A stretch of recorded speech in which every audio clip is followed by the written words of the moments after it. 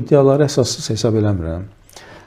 Mütəxəssislər də qeyd edirlər bununla bağlı və əslində ən ucuz sintetik narkotiklərin ölkə daxilində istehsalı ilə bağlı siqnallar var. Görünən bundan ibarətdir ki, onları da himayə edən kifayət qədər güclü kimlərsə dayanır bu prosesin arxasında. Ona görə təəssüflər olsun ki, onların istehsalı ilə bağlı məsələlərdə statistik məlumatlar sona qədər cəmiyyətə əlçatanlığı ilə təlqin olunmur.